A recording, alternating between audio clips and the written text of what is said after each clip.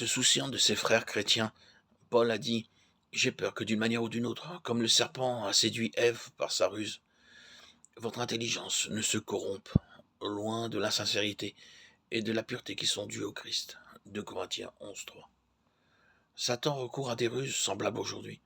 Il essaie de semer le doute quant à la bonté de Dieu et aux bienfaits que procure l'obéissance au commandement divin. Le diable cherche à tirer parti de nos tendances pécheresses, héréditaires, et à nous inciter à l'orgueil, à l'avidité, à la haine et aux préjugés. Dans le combat qu'il nous livre, le diable utilise entre autres choses le monde qui gît en son pouvoir. 1 Jean 5,19. Si nous n'y prenons garde, les gens malhonnêtes et corrompus du monde nous pousseront dans la voie du péché qui viole les normes morales divines. 1 Pierre 4, 3, 5. Beaucoup ne tiennent aucun compte des lois divines et refusent même d'écouter leur conscience, de sorte qu'ils finissent par la rendre insensible. Romains 2, 14. 1 Timothée 4, 1, 2. Certains s'engagent progressivement dans une voie que même leur conscience imparfaite ne leur permettait pas d'emprunter auparavant. Romains 1, 24, 32, Éphésiens 4, 17, 19. Dans le monde actuel, mener une vie pure tient de l'exploit. Toutefois, cela ne suffit pas pour plaire à notre Créateur. Nous devons également avoir foi en Dieu et reconnaître notre responsabilité envers lui. Hébreux 11, 6. Si donc quelqu'un sait faire ce qui est juste et pourtant ne le fait pas, c'est un péché pour lui. Jacques 4, 17. En effet, ne tenir délibérément aucun compte de Dieu et de ses commandements est déjà une forme de péché en soi. Satan vous suscitera probablement de l'opposition pour vous empêcher d'acquérir la connaissance de Dieu au moyen de l'étude de la Bible. Il est vraiment à souhaiter que vous ne cédiez pas à cette influence visant à vous empêcher de faire ce qui est droit. Jean 16, 2. De nombreux chefs ont eu foi en Jésus lors de son ministère, mais ils ne l'ont pas confessé, de peur d'être rejetés par leur communauté. Jean 12, 42, 43. Satan essaie impitoyablement d'intimider quiconque recherche la connaissance de Dieu. Toutefois, vous devrez toujours vous souvenir des choses merveilleuses faites par Dieu et en être reconnaissant. Peut-être même pourrez-vous aider ceux qui s'opposent à vous à éprouver la même reconnaissance. Tant que nous serons imparfaits, nous commettrons des péchés. 1 Jean 1, 8. Néanmoins, nous ne sommes pas seuls dans cette bataille. En effet, nous pouvons remporter la victoire dans notre combat contre le méchant, Satan, le diable. Romains 5, 21.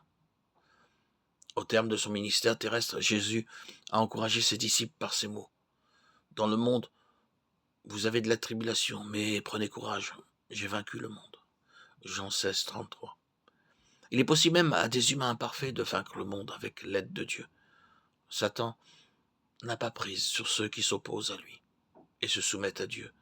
Jacques 4, 7. 1 Jean 5, 18. Jésus a prévu le moyen de nous affranchir de l'esclavage du péché et de la mort.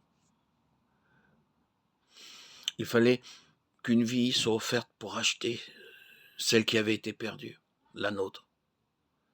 Et cette vie, c'est celle que le Christ a donnée pour nous racheter de la mort et du péché originel.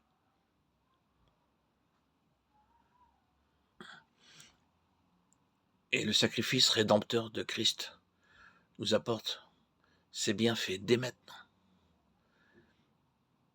Jésus-Christ a rendu possible le pardon des péchés. En exerçant la foi dans le sang versé de Jésus, nous avons la libération par rançon. Oui, le pardon de nos fautes. Éphésiens 1, 7. Ainsi même, si nous avons commis un péché grave, nous pouvons demander à Dieu de nous pardonner au nom de Jésus. Si nous sommes vraiment repentants, Dieu nous fait bénéficier de la valeur du sacrifice rédempteur de son Fils. Au lieu d'exiger la peine de mort que nous encourons en raison de notre péché, il nous pardonne et nous bénit en nous accordant une bonne conscience. Acte 3, 19. 1 Pierre 3, 21. Le sacrifice rédempteur de Christ est le fondement de notre espérance. Le sacrifice rédempteur de Jésus est la preuve suprême de l'amour de Dieu. La mort de Christ a concrétisé les gestes d'amour les plus extraordinaires de l'histoire, du monde, de l'univers. L'amour de Dieu qui a envoyé son Fils mourir pour nous. L'amour de Jésus qui s'est offert volontairement comme rançon. Chacun d'entre nous bénéficie de cet amour s'il exerce réellement la foi. L'apôtre Paul a dit « Le Fils de Dieu m'a aimé et s'est livré lui-même pour moi ». Galates 2:20, Hébreux 2:9, 1 Jean 4:9-10. Manifestons donc notre gratitude pour l'amour que nous ont témoigné Dieu et Christ en exerçant la foi dans le sacrifice rédempteur de Jésus. Une telle attitude mène à la vie éternelle. Jean 3:36. Le sacrifice de Christ prouve que le Père nous aime.